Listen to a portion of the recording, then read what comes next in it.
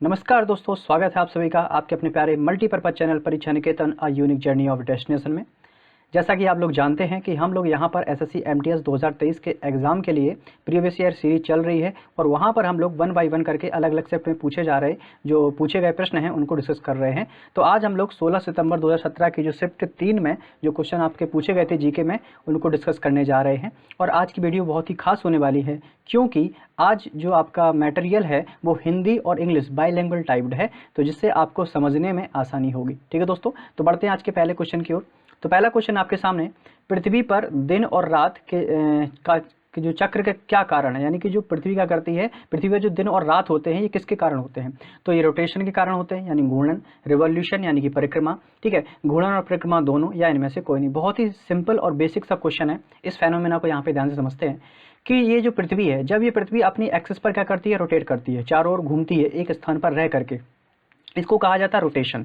तो जिस हिस्से में सनलाइट पड़ती है उस हिस्से में क्या रहता है, डे रहता है, और जिस हिस्से में सनलाइट नहीं पड़ती है वहाँ पे क्या रहती है, रात रहती है। तो पृथ्वी को अपने अक्ष पर घूमने के लिए 24 घंटे का समय लगता है, यानी एक दिन का समय लगता है। तो जो दिन और रात होते हैं ये पृथ्वी के रोटेशन यानी कि घूर्णन के कारण होते हैं। तो इस आधार पर यहाँ पे दिन और रात की ही बात की गई है, तो यहाँ पे क्या हो जाएगा आंसर, घूर्णन यानी रोटेशन हो जाएगा। लेकिन अगर आपसे पूछा जाए कि जो हमारे पूरे साल में जो मौसम परिवर्तन होते हैं वो किसके कारण होते हैं, वो रिवॉल्यूशन के कारण होते हैं। क्योंकि ये जो पृथ्वी है ये सूर्य के परितः चारों ओर क्या करती है, परिक्रमण भी करती है। और यहाँ पर परिक्रमण करने के कारण ही जो, और पूरा परिक्रमण करने में कितना समय लगता है, 365 दिन लगते हैं। तो इसी कारण से जो सीजन चेंज होते हैं, स्प्रिंग, समर, रेनी और विंटर, ये किसके कारण होते हैं, रिवॉल्यूशन के कारण होते हैं। आगे होगा दोस्तों आप लोग को समझ में, बहुत ही सिंपल क्वेश्चन था। बढ़ते हैं नेक्स्ट क्वेश्चन नंबर 2 की ओर। आमतौर पर जो शहरी क्षेत्रों में किस प्रकार की बेरोजगारी देखी जाती है। तो यहाँ पे बात हो रही है शहरी क्षेत्रों की। अब शहर में जो लोग रहते हैं वो अधिकतर कैसे लोग होते हैं, पढ़े लिखे लोग होते हैं। ठीक है, पढ़े लिखे लोग हैं लेकिन फिर भी वो क्या है, बेरोजगार हैं, अनएम्प्लॉयमेंट की कैटेगरी में आते हैं। जैसे अगर हम लोग अगर जो स्टूडेंट लाइफ है इसी को अगर कंपेयर करके देखें तो पढ़े लिखे हैं फिर भी अभी रोजगार नहीं मिला है, उसी के लिए तो पढ़ रहे हैं हम लोग। ठीक है, तो हम लोग क्या है, पढ़े लिखे हैं लेकिन फिर भी बेरोजगार हैं, और शहरों में तो रहते ही हैं, पढ़ने लिखने के लिए आए होते हैं। तो ये किसके अंतर्गत आएगा, ये शिक्षित बेरोजगारी यानी एजुकेटेड अनएम्प्लॉयमेंट के अंतर्गत आएगा। तो इस आधार पर ऑप्शन 1 तो हमारा करेक्ट हो गया। लेकिन अब यहाँ पर दो चीज़ें और भी हैं, एक है मौसमी बेरोजगारी और तीसरा ऑप्शन दिया गया प्रच्छन्न यानी कि डिस्गाइज्ड अनएम्प्लॉयमेंट। इनका मतलब भी हमको समझना पड़ेगा, तो खैर समझते हैं। जो प्रच्छन्न बेरोजगारी यानी डिस्गाइज्ड अनएम्प्लॉयमेंट क्या होता है। इस तरह की बेरोजगारी कृषि क्षेत्र में काफ़ी मात्रा में पाई जाती है। यह तब होती है जब लोग ऐसी नौकरी में होते हैं जहां उनकी उपस्थिति या अनुपस्थिति, यानी वो या तो प्रेजेंट रहें या प्रेजेंट ना रहें, उससे अर्थव्यवस्था यानी जो इकोनॉमी होती है उसके उत्पादन पर कोई भी फर्क नहीं पड़ता है। तो इस प्रकार का जो अनएम्प्लॉयमेंट होता है वो डिस्गाइज्ड अनएम्प्लॉयमेंट होता है। जैसे आप अगर समझने का प्रयास करें उदाहरण के रूप में, ग्रामीण क्षेत्रों में बड़े परिवारों के कारण कई लोग खेतों में कार्य करते हैं और कभी कभी 2-3 लोगों का काम 4-5 लोगों द्वारा किया जाता है, मतलब उन पर एक्स्ट्रा काम ले लिया जाता है। ठीक है, तो इसके परिणाम स्वरूप क्या होती है, बेरोजगारी उत्पन्न हो जाती है, क्योंकि जिन लोगों से आपको जिस काम को करने के लिए 4 या 5 लोग चाहिए होते हैं वो केवल 2 और 3 लोग ही कर रहे हैं। ठीक है, तो वहां पर जो बेरोजगारी की कंडीशन बनती है, इस प्रकार की बेरोजगारी को कहा जाता है डिस्गाइज्ड अनएम्प्लॉयमेंट यानी कि प्रच्छन्न बेरोजगारी। ठीक है दोस्तों, आप अगर और डिटेल से पढ़ना चाहें आप गूगल पे सर्च करके पढ़ भी सकते हैं। फिलहाल यहाँ पे काफ़ी जानकारी जो आपके एग्जाम के पॉइंट ऑफ व्यू से थी वो मिल गई है आपको। और इसी में दूसरी आपका आया था मौसमी बेरोजगारी यानी सीजनल अनएम्प्लॉयमेंट। इसका मतलब समझिए, मौसमी बेरोजगारी मौजूद है क्योंकि कुछ उद्योग वर्ष के निश्चित समय पर ही अपने उत्पादों का उत्पादन या वितरण करते हैं। ठीक है, जैसे अगर हम बात करेंगे, जो मौसमी बेरोजगारी है खेती में भी होती है, पर्यटन में भी होती है और निर्माण के कार्य में भी होती है। जैसे अगर बात करें, आप मनाली घूमने जाने चाहते हैं। ठीक है, अब आपका जो अधिकतर मनाली के लोग घूमने जाते हैं वो जाते हैं समर सीजन में या रेनी सीजन में, क्योंकि जो विंटर में आप वहाँ पे जाने की पॉसिबिलिटी कम होती है। क्यों, वहाँ पर जो स्नोफॉल होती है और वहाँ का जो टेम्परेचर है वो इतना डाउन चला जाता है कि वहाँ पे घूमना आसान नहीं होता है। तो वहाँ पर क्या होगा कि वहाँ के जो उद्योग धंधे होंगे, वहाँ का जो उनका टूरिज्म का जो डिपार्टमेंट होगा, ठीक है, उसमें क्या होगा, बेरोजगारी आ जाएगी, वहाँ के लोगों को एम्प्लॉयमेंट नहीं मिलेगा। तो एक निश्चित समय पर होती है। जैसे गाँव के मजदूर हैं, और गांव के मजदूर में जैसे अभी कटाई का समय चल रहा है, तो कटाई के समय में क्या वो कटाई हो जाएगी, लेकिन जब बुआई का समय आएगा तो वहाँ पर जो मजदूरों को कटाई के लिए आपका रोजगार मिल रहा था वो नहीं मिलेगा। तो अकॉर्डिंग टू द सीजन जो आपकी बेरोजगारी चेंज होती रहती है, इसको मौसमी बेरोजगारी कहा जाता है। आई थिंक आपको समझ में आ गया होगा। ठीक है, तो ये थे हमारा क्वेश्चन नंबर 2। अब बढ़ते हैं नेक्स्ट क्वेश्चन नंबर 3 की ओर। डेयरी प्रोडक्ट यानी कि जो डेयरी होती है ये आर्थिक गतिविधियों किस क्षेत्र में आती है।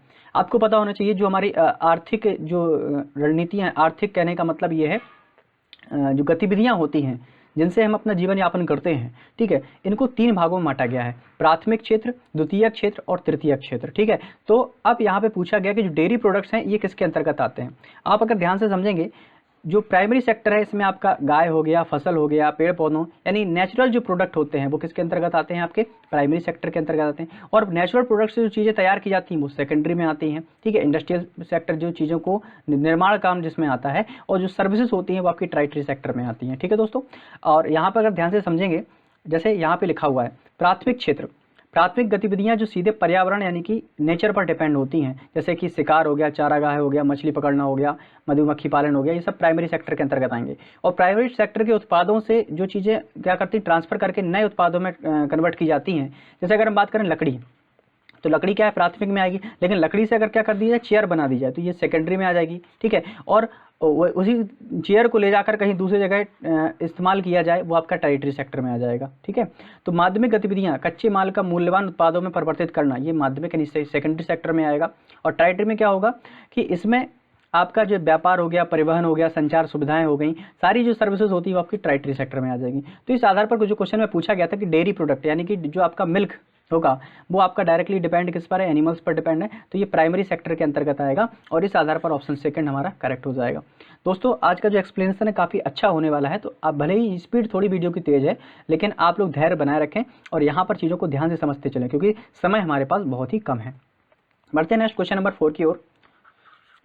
निम्नलिखित में से किसी पंचायत अध्यक्ष के रूप में भी जाना जाता है, मतलब who is also known as the panchayat president, ठीक है। तो आपको पता होना चाहिए जो गांव का प्रधान होता है उसी को क्या कहते हैं, पंचायत प्रेसिडेंट कहते हैं, ठीक है। तो वो उसको सरपंच भी कहा जाता है, ग्राम प्रधान भी हो सकता है इसका आंसर, और सरपंच भी हो सकता है।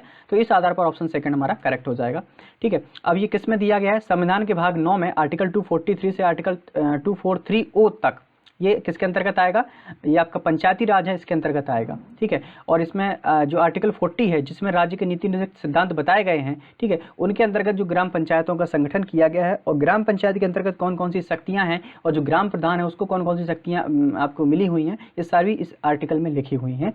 तो पंचायत अध्यक्ष कौन होगा, सरपंच या फिर ग्राम प्रधान, ये भी कह सकते हैं आप लोग, ठीक है दोस्तों। बढ़ते हैं जल्दी से क्वेश्चन नंबर 5 की ओर। निम्नलिखित में से किसी पंचायत अध्यक्ष के रूप में भी जाना जाता है, ये मैं बता चुका हूँ, सरपंच वही है, रिपीट हो गया है। नेक्स्ट क्वेश्चन पे आएंगे, मसौदा समिति के चेयरमैन कौन थे, मसौदा समिति के चेयरमैन कौन थे। मसौदा समिति का मतलब पहले तो समझो, इसका मतलब क्या होता है, इसका मतलब होता है जो ड्राफ्टिंग कमेटी होती है। मसौदा समिति का मतलब क्या होगा, ड्राफ्टिंग कमेटी, जिसने संविधान के जो कॉन्स्टिट्यूशन है इसको ड्राफ्ट किया है, ठीक है। तो ड्राफ्टिंग जो कमेटी है इसके चेयरमैन कौन थे, डॉक्टर भीमराव अंबेडकर थे। यहाँ पे कुछ महत्वपूर्ण समितियाँ दी गई हैं जिसके सामने अध्यक्ष भी लिखे हैं, आप इसका स्क्रीनशॉट भी ले सकते हैं, डायरेक्ट याद भी कर सकते हैं, ठीक है। तो संघ की संविधान समिति, स्टेटस कमेटी या केंद्रीय शक्तियों की समिति थी, इसके हेड थे पंडित जवाहरलाल नेहरू जो कि फर्स्ट प्राइम मिनिस्टर थे इंडिया के। संचालन समिति, ठीक है, इसके थे डॉक्टर राजेंद्र प्रसाद। मसौदा समिति, इसी को कहा जाता है ड्राफ्टिंग कमेटी, इसके थे डॉक्टर भीमराव अम्बेडकर। और प्रांतीय संविधान समिति, मौलिक अधिकार, अल्पसंख्यक यानी माइनॉरिटी और आदिवासियों से बहिष्कृत क्षेत्रों पर जो सलाहकार समिति थी उसके थे सरदार वल्लभ भाई पटेल। तो यहाँ पे कुछ महत्वपूर्ण समितियों के अध्यक्ष दिए गए जिनके पूछे जाने की संभावना बहुत ज़्यादा है, ठीक है दोस्तों। बढ़ते हैं नेक्स्ट क्वेश्चन पे। भारतीय राष्ट्रीय कांग्रेस का पहला सत्र कहाँ आयोजित किया था। ये आप मान के चलिए कि जो इंडियन नेशनल कांग्रेस थी इसका एक बहुत ही महत्वपूर्ण योगदान रहा है देश की आज़ादी के लिए, क्योंकि ये पहली राजनीतिक पार्टी थी। तो इससे क्वेश्चन बनने ही है, और इसके जो अधिवेशन है और उन अधिवेशनों में जो महत्वपूर्ण आपके डिसीजंस लिए गए हैं उनसे क्वेश्चन पूछे ही जाते हैं। तो ऐसे तो बहुत सारे अधिवेशन हुए लेकिन सभी यहाँ पे डिस्कस नहीं कर सकते, लेकिन फिर भी जो महत्वपूर्ण आपके अधिवेशन हुए उनको हम यहाँ पे डिस्कस करने वाले हैं। फिलहाल INC यानी इंडियन नेशनल कांग्रेस के बारे में थोड़ा जानते हैं। इसकी स्थापना हुई थी 1885 में, किसके द्वारा, A.O. ह्यूम के द्वारा इसकी स्थापना हुई थी, ठीक है दोस्तों। और आई थिंक मैं कन्फ्यूज़न हूँ कि इंडियन नेशनल कांग्रेस की जो स्थापना हुई थी 1884 में हुई थी या 1885 में हुई थी, कोई मुझे बताएगा। इसकी स्थापना 1885 में हुई थी, हाँ 28 दिसंबर 1885 में, और A.O. ह्यूम के द्वारा की गई थी। अब यहाँ पे कुछ महत्वपूर्ण अधिवेशन दिए गए हैं कि जो पहला अधिवेशन हुआ था 1885 में, ये कहाँ पर हुआ था, बम्बई में हुआ था। उस समय बम्बई नाम से जाना जाता था और वर्तमान में मुंबई नाम से जाना जाता है। तो इसका आंसर तो हो जाएगा बॉम्बे, ऑप्शन डी। लेकिन फिर भी इसकी थोड़ी महत्वपूर्ण जानकारी आप लोग समझ लीजिए जो कि कांग्रेस के अधिवेशनों से संबंधित हैं। और इस अधिवेशन के अध्यक्ष कौन थे, उमेश चंद्र बनर्जी, जिनको विमल चंद्र बनर्जी के रूप में भी जाना जाता है, ठीक है। और जो पहला अधिवेशन हुआ था इसमें 72 प्रतिनिधियों ने भाग लिया था। और जो कांग्रेस का नाम कांग्रेस है, ठीक है, ये नाम किसने सजेस्ट किया था? दादा भाई नौरोजी ने किया था। कब? प्रथम अधिवेशन के समय ही, ठीक है दोस्तों। दूसरा अधिवेशन अगले साल 1886 में हुआ था। ये कहाँ पे हुआ था? कलकत्ता में। और इस अधिवेशन के अध्यक्ष कौन थे? दादा भाई नौरोजी, ठीक है। और इसके बाद जो तीसरा अधिवेशन हुआ था 1887 में, ये हुआ था मद्रास में, जो वर्तमान में चेन्नई के नाम से जाना था। और इसके अध्यक्ष कौन थे? बदरुद्दीन तैयब जी। अब डायरेक्ट क्वेश्चन आपसे पता कैसे पूछा जाएगा? आपसे क्वेश्चन पूछा जाएगा, ये देखो, पहले मुस्लिम अध्यक्ष किस अधिवेशन के थे? तो आप तुरंत बताएंगे तृतीय अधिवेशन 1887 चेन्नई में हुआ था, बदरुद्दीन तैयब जी, ठीक है। और इसी प्रकार से ऐसा क्वेश्चन भी आ सकता है, पहले अंग्रेज अध्यक्ष कौन थे? ठीक है, और वो थे आपके जॉर्ज यूल, जो चौथा अधिवेशन हुआ था, जिसका जो कहाँ पर हुआ था? इलाहाबाद में हुआ था, ठीक है। उसी प्रकार से डायरेक्ट जो इंपॉर्टेंट है आपका 12वां अधिवेशन आ जाता है, ठीक है। वंदे मातरम सर्वप्रथम गान है जो आपका, जिसको राष्ट्रीय गीत कहा जाता है, ये किस अधिवेशन में गाया गया था? ये आपके 12वें अधिवेशन 1896 में गाया गया था। और उस अधिवेशन के अध्यक्ष कौन थे? रहमतुल्लाह मोहम्मद सयानी, और जो कहाँ पे हुआ था? कलकत्ता अधिवेशन में हुआ था। आपसे सीधे क्वेश्चन ये पूछ लेते हैं कि वंदे मातरम सर्वप्रथम किस अधिवेशन में गाया गया? कलकत्ता अधिवेशन में गाया गया। 12वां अधिवेशन था, 1896 में हुआ था, ठीक है दोस्तों। देखते हैं कुछ और महत्वपूर्ण अधिवेशन, यहाँ पे बहुत सारे हैं, आप इनका स्क्रीनशॉट भी ले सकते हैं। तो देखते हैं यहाँ पे 15वां अधिवेशन हुआ था 1899 में लखनऊ में, और रमेश चंद्र दत्त इसके हेड थे, और भू राजस्व को स्थायी करने की मांग की गई थी, ओके। और यहाँ पे और जो इंपॉर्टेंट क्या है, जैसे आप 22वां अधिवेशन देख सकते हैं, दादा भाई नौरोजी ने कहा था कि कांग्रेस का लक्ष्य स्वराज्य है और स्वराज शब्द का प्रथम प्रयोग। अब देखो यहाँ से क्वेश्चन बनेगा कि स्वराज शब्द का प्रथम प्रयोग किसने किया था? दादा भाई नौरोजी ने किया था। किस अधिवेशन में किया था? 22वें अधिवेशन में किया था। यह अधिवेशन कब हुआ था? 1906 में हुआ था। और कहाँ पर हुआ था? कलकत्ता में हुआ था। बहुत सारे क्वेश्चन आपके बन सकते हैं। अब जो कांग्रेस थी ये दो भागों में टूट गई थी, गरम दल और नरम दल। गरम दल में आपके ऐसे नेता थे जो उग्रवादी टाइप के थे, जैसे आपका नाम, आपने नाम सुना होगा लाल बाल पाल, यानी कि लाला लाजपत राय, बाल गंगाधर तिलक और बिपिन चंद्र पाल, ये गरम दल के नेता थे, ठीक है। तो जो आपकी कांग्रेस थी ये दो भागों में टूट गई थी, गरम दल और नरम दल। ये किस अधिवेशन में टूटी थी? 23वां अधिवेशन था 1907 में, सूरत अधिवेशन, और इसके हेड कौन थे? डॉक्टर रास बिहारी घोष, ठीक है। और कांग्रेस ने अपने एक संविधान का निर्माण किया था, जो कि 24वें अधिवेशन में हुआ था, मद्रास अधिवेशन 1908, ठीक है। मुस्लिमों के लिए पृथक निर्वाचक पद्धति, ठीक है, और व्यवस्था का अस्वीकृत किसने कर दिया था? ये आपका 25वें अधिवेशन में कांग्रेस के द्वारा किया गया था, लाहौर अधिवेशन हुआ था। लाहौर वर्तमान में कहाँ पर है? पाकिस्तान में है, ठीक है।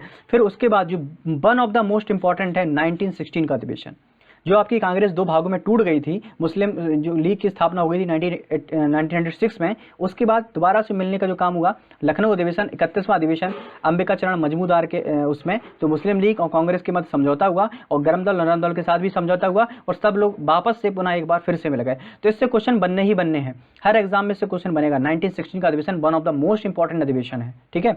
अगला फिर आपका प्रथम महिला अध्यक्ष कौन थी? एनी बेसेंट थी, कलकत्ता अधिवेशन 1917, ठीक है। उसके बाद इंपॉर्टेंट आप यहाँ खिलाफत आंदोलन को समर्थन देने का निर्णय, जलियांवाला बाग हत्याकांड, ये आपका 1919 का 34वां अधिवेशन के अंतर्गत था, ठीक है। कांग्रेस का नया संविधान, ये इंपॉर्टेंट नहीं है। असहयोग आंदोलन कब शुरू हुआ था?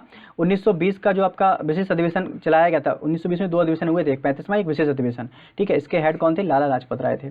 उसके बाद आप असहयोग आंदोलन फाइनली शुरू कब हुआ? 1920 का ही विशेष अधिवेशन था, ये रिपीट हो गया है। आगे इंपॉर्टेंट देखिए इसमें क्या, गांधी जी की अध्यक्षता वाला एकमात्र अधिवेशन जिसको बोलते हैं बेलगांव अधिवेशन 39वां 1924, इसके हेड थे महात्मा गांधी। प्रथम भारतीय महिला अध्यक्ष, ये भी इंपॉर्टेंट, सरोजनी नायडू, कानपुर अधिवेशन 40वां 1925, ठीक है।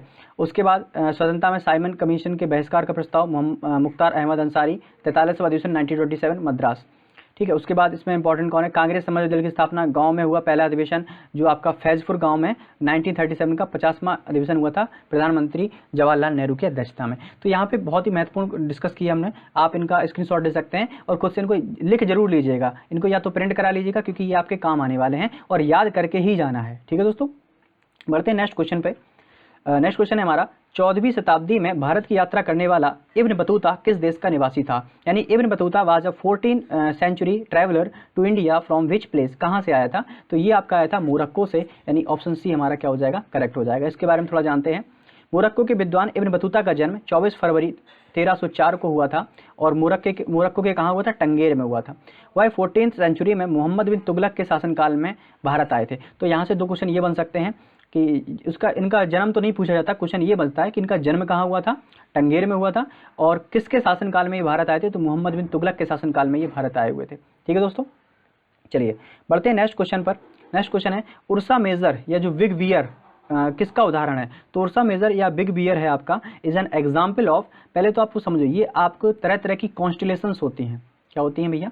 कॉन्स्टिलेशन जो आपके तरह तरह के आकार आपको बनाती हैं कहाँ पे, आकाश मंडल में, और इन कॉन्स्टिलेशन को हिंदी में कहा जाता है नक्षत्र। ठीक है, तो उर्सा मेजर कह लो, ठीक है, या बिग बियर कह लो, ये एक प्रकार का कॉन्स्टिलेशन है या नक्षत्र है। तो इस आधार पर ऑप्शन बी हमारा सही हो जाएगा। बढ़ते हैं आगे। पौधे का कौन सा भाग पानी का संचालन करता है? ठीक है, ये आपसे क्वेश्चन पूछा गया है, पौधे का कौन सा भाग पानी का संचालन करता है? Which part of the plant conducts water? आपको पता होना चाहिए जो रूट्स होती हैं, यहाँ पे देखो वाटर एब्जॉर्ब, जो जड़ें होती हैं पौधे की वो क्या करती हैं, पानी को एब्जॉर्ब करती हैं, लेकिन ट्रैवल कौन कराता है? ट्रैवल होके जाता है, ये देख लो, ये दिख रहा है आपको तना, ट्रैवल किसके होके जा रहा है? तना, और तना को इंग्लिश में कहा जाता है स्टेम। तो यहाँ पे यही पूछा गया कि पानी कैसे संचालन होता है? तने के द्वारा होता है, तो ऑप्शन जो डी है वो हमारा करेक्ट हो जाएगा। ठीक है दोस्तों, बढ़ते हैं नेक्स्ट क्वेश्चन नंबर पे। किस प्रकार के पौधों में कमजोर तने होते हैं और ऊपर चढ़ने के लिए पड़ोसी संरचनाओं पर सहारा लेते हैं? तो ये क्या होती हैं? बेल ही तो होती हैं, जैसे खिड़कियों पे चढ़ जाती हैं, दीवालों पे चढ़ जाती हैं। ठीक है, और जो बेल होती है इनको कहा जाता है क्लाइंबर्स। क्या कहा जाता है? क्लाइंबर्स। तो ऑप्शन जो सेकंड हो जाएगा करेक्ट। नेक्स्ट क्वेश्चन है हमारे सामने, किस प्रकार के पौधे बहुत लंबे होते हैं और इनका तना भूरे रंग का कठोर व मोटा होता है? तो आपको ये बताना है। तो जब तने की बात हो रही है, किसकी बात हो रही है? तो जो जिनका तना मजबूत होगा, ठीक है, जिनका तना मजबूत होगा वही पेड़ तो क्या होंगे आपके? लंबे होंगे। तो जो लंबे लंबे होते हैं, जिनके तना मोटा होता है, उनको क्या कहा जाता है? उनको पेड़ कहा जाता है। जड़ी बूटी तो कहा नहीं सकते, झाड़ियाँ भी नहीं कह सकते, क्योंकि ये शॉर्ट्स होती हैं, छोटी होती हैं, लेकिन जो पेड़ होते हैं ये लंबे लंबे होते हैं। तो ऑप्शन 1 हमारा करेक्ट हो जाएगा। अगला क्वेश्चन है, यदि किसी पिंड का संवेग 2 गुना हो जाता है तो गतिज ऊर्जा क्या होगी? ठीक है, ये देखो साइंस का क्वेश्चन आ गया। पिंड का संवेग, संवेग का मतलब होता है द्रव्यमान गुणा वेग। संवेग का मतलब क्या होता है? द्रव्यमान गुणा वेग, यानी P बराबर फॉर्मूला होता है m × b। ठीक है, तो गतिज ऊर्जा का फॉर्मूला होता है K बराबर ½ mv²। ठीक है, अब थोड़ा समझ लीजिए कि अगर हम बात करेंगे गतिज ऊर्जा और संवेग में जो रिलेशन होता है वो ही होता है काइनेटिक एनर्जी बराबर संवेग का स्क्वायर बटे 2 × द्रव्यमान, यानी के बराबर p² / 2m। तो यहाँ पर अगर हम कंपैरिजन करके निकालेंगे तो यहाँ पर जो रेशियो निकल के आ रहा है 1:4। तो यानी कि करेक्ट आंसर आपका क्या हो जाएगा? यहाँ पे देखो ध्यान से, तो गतिज ऊर्जा में क्या होगा? गतिज ऊर्जा पहले 1 थी, अब गतिज ऊर्जा कितनी होगी? 4 हो गई है। तो इसको 1/4 मत समझिएगा, ये एक अनुपात है, 1 से 4 होना, तो ये 1/4 नहीं है, 1 से 4 होना अर्थात 4 गुना होना। तो ऑप्शन जो 4 होगा वो करेक्ट हो जाएगा। ठीक है दोस्तों, तो किसी पिंड का संवेग जो P बराबर m × b है, ये मैं आपको बता चुका हूँ, v इसका वेग होता है। चलिए बढ़ते हैं नेक्स्ट क्वेश्चन पे। If action and reaction were to act on the same body, यानी जो क्रिया और प्रतिक्रिया है एक ही वस्तु पर कार्य करे तो क्या होगा? परिणाम शून्य होगा। यहाँ पे ध्यान से रखो, जैसे मान लीजिए कोई ऑब्जेक्ट है, ठीक है, ये कोई ऑब्जेक्ट है, यहाँ पर क्रिया और प्रतिक्रिया, जैसे कहने का मतलब होता है कोई यहाँ पे फोर्स ऐसे लगा रहा है और कोई भी फोर्स वो भी इसी प्रकार पे लगा रहा है, या मान लो ये कोई वस्तु, कोई व्यक्ति इसको इधर खींच रहा है, कोई व्यक्ति इसको इधर खींच रहा है, तो इस पर जो लगने वाला अगर सेम मात्रा में लगा रहा है, मान लो जैसे 2 न्यूटन का बल इधर साइड से लग रहा है और 2 न्यूटन का बल इस साइड को लग रहा है, तो दोनों पे देख रहे हैं बल, तो जो रिजल्टेंट बल होगा वो कितना होगा? वो आपका 0 होगा। और जो वस्तु है यह क्या हिलेगी? बिल्कुल नहीं हिलेगी, क्योंकि समान मात्रा पे फोर्स लगाया जा रहा है, वो भी अपोजिट डायरेक्शन में। तो यानी ए भी सही है, बी भी सही है, तो ऑप्शन डी हमारा सही है। ठीक है दोस्तों, नेक्स्ट क्वेश्चन है, भारत का पहला सुपर कंप्यूटर कौन सा है? ठीक है, तो ये आपका फैक्चुअल क्वेश्चन है, ये आपका है परम 8000। परम सीरीज आई थी सबसे पहले, ये भारत का पहला सुपर कंप्यूटर है। और कब बनाया गया था? 1991 में डॉक्टर विजय भटकर की अध्यक्षता में उन्नत कंप्यूटर के विकास के लिए केंद्र द्वारा डिजाइन और संकलित किया गया था। ये ध्यान रखना, 1991, और किसकी अध्यक्षता में? डॉक्टर विजय भटकर की अध्यक्षता में। ठीक है दोस्तों, नेक्स्ट क्वेश्चन क्या है? The soil is an example of which of the following, यानी जो मिट्टी है वो किसका उदाहरण है? होमोजेनस। होमोजेनस मिक्सचर क्या होते हैं? एक ही प्रकार की चीज़ों से जो मिलकर बना होता है उनको होमोजेनस मिक्सचर कहते हैं। मॉलिक्यूल एक प्रकार का अणु, और कंपाउंड क्या होता है? एक निश्चित अनुपात में। यौगिक और मिश्रण में अंतर इतना ही होता है कि अगर निश्चित अनुपात में कोई चीज़ मिक्स्ड है उसको यौगिक कहा जाएगा, लेकिन अगर वो उनका अनुपात मिक्स नहीं है उनको क्या कहा जाएगा? मिक्सचर कहा जाएगा। तो आपकी जो मिट्टी होती है ये मिक्सचर है, क्योंकि इसका कोई निश्चित अनुपात नहीं होता कि कौन सी चीज़ किस मात्रा में पाई जाएगी आपकी। ठीक है, फिक्स नहीं है। और कई प्रकार की मिट्टी, धूल, कण, पदार्थ, कई प्रकार की चीज़ें होती है। तो ये आपका विस्वांगी मिश्रण है, यानी हेट्रोजेनस मिक्सचर है। तो ऑप्शन डी हमारा क्या हो जाएगा? करेक्ट हो जाएगा। बढ़ते हैं नेक्स्ट क्वेश्चन पे। एक परमाणु क्या होता है? The smallest particle of matter, पदार्थ का सबसे छोटा कण, एक गैस का सबसे छोटा कण, या एक तत्व का सबसे छोटा अविभाज्य कण जो रासायनिक परिवर्तन में भाग ले सकता है। देखो आपको पहला भी सही लग रहा होगा, अधिकतर लोगों ने इसका पहला ही आंसर लगाया था, लेकिन ध्यान से पढ़ो, एक तत्व का सबसे छोटा ऐसा अविभाज्य कण जो रासायनिक परिवर्तन में भाग ले सकता है, ये ज़्यादा सही है। तो ऑप्शन 3 हमारा क्या हो जाएगा? करेक्ट। जमीन में पानी के रिसने की जो प्रक्रिया होती है, जैसे मान लीजिए ग्राउंड है आपका, ठीक है, ज़मीन है। और जैसे पानी बारिश हुई है तो धीरे धीरे पानी क्या करता है, ज़मीन के अंदर क्या होता है, एब्जॉर्ब होकर कहाँ क्या बन जाता है, ग्राउंड वाटर के रूप में फॉर्मेशन हो जाता है। तो जो ग्राउंड वाटर का जो फॉर्मेशन हो रहा है, ये इसकी जो प्रक्रिया चल रही है, इस प्रक्रिया को कहते हैं इनफिल्ट्रेशन। क्या कहते हैं, इनफिल्ट्रेशन, यानी रिसाव की प्रक्रिया। ऑप्शन 1 हमारा करेक्ट है। मेक इन इंडिया पहल कब शुरू की गई थी, ये आपका उस समय का करंट का क्वेश्चन है, तो आपको पता होना चाहिए, इंपॉर्टेंट है। सितंबर 2014 में मेक इन इंडिया पहल की शुरुआत की गई थी। निम्नलिखित में से किसने भाप इंजन का आविष्कार किया था, ये आपका इन्वेंशन वाले पार्ट से क्वेश्चन बनता है, ठीक है। तो जो आपका भाप का इंजन का आविष्कार किया था, ये किया था जेम्स वॉट ने, तो ऑप्शन डी हमारा करेक्ट हो जाएगा। नेक्स्ट क्वेश्चन कौन सा है, ध्यानचंद जो है किस खेल से जुड़े हुए हैं, सब लोग जानते हैं हॉकी का जादूगर।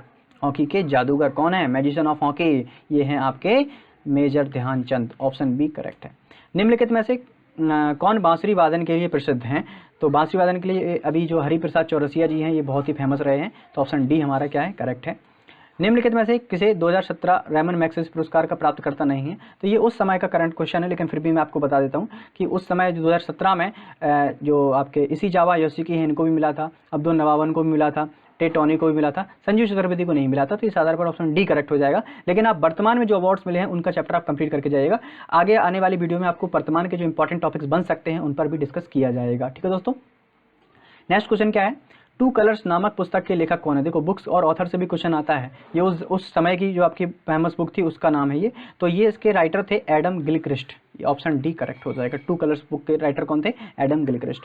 अगला क्वेश्चन है, मिन्स्क प्रोटोकॉल यूक्रेन में जो हुआ था, रूसी संघ डोनेट्स्क पीपल्स रिपब्लिक और लुगांस्क पीपल्स रिपब्लिक के बीच, ठीक है, कि डोनाबास क्षेत्र में युद्ध को रोकने के लिए क्या समझौता किया गया था। तो आपको ये पता, क्वेश्चन में ये पूछा गया है कि Minsk protocol is the agreement between the Ukraine, the Russian federation, the Donetsk people's republic and the Luhansk people's republic to halt the war in the Donbas region of. तो आपको ये बताना कि किस क्षेत्र में किया गया था, ठीक है। तो ये डोनबास वाला क्षेत्र यूक्रेन में पड़ता है, तो इस आधार पर ऑप्शन 1 क्या है, करेक्ट हो जाएगा। उस समय भी ये चर्चा का विषय था और आज के समय में भी चर्चा का विषय है, ठीक है, क्योंकि यूक्रेन और रूस के संबंध हैं वो सही नहीं चल रहे हैं, लगातार युद्ध की स्थिति बनी हुई है, ठीक है। बनते हैं नेक्स्ट क्वेश्चन पर, पाक जल डमरू मध्य, ये लास्ट क्वेश्चन है आज का 25 नंबर, पाक स्ट्रेट है जो, ये separates India from which country. तो आपने देखा होगा साउथ इंडिया में चले जाइए, यहाँ पे केरल वाला पार्ट है ये वाला, और यहाँ पर जिसको राम सेतु के नाम से भी जाना जाता है, ठीक है, ये यही है आपकी पाक जल संधि। क्या है भैया, पाक जल संधि, जो किस किस को जोड़ती है, भारत और श्रीलंका को जोड़ती है। तो इस आधार पर हमारा जो ऑप्शन डी हो जाएगा, करेक्ट हो जाएगा। तो धन्यवाद दोस्तों आज की वीडियो देखने के लिए। तो अगर आपको ये अच्छा लग रहा है, जल्दी से फटाफट रिवीजन सीरीज हमारी, तो बिल्कुल जुड़े रहिए रेगुलर यहाँ पे इंग्लिश और जीके, चूँकि 3-3 नंबर, एक क्वेश्चन 3 नंबर मैटर करता है, तो इसमें बहुत ही अच्छा रिस्पांस मिलेगा आपको, और डेफिनेटली क्वेश्चन यहीं से देखने को मिलेंगे। तो लगे रहिए, जुड़े रहिए, मिलते हैं हम लोग नेक्स्ट वीडियो में, तब तक के लिए टेक केयर, बाय बाय।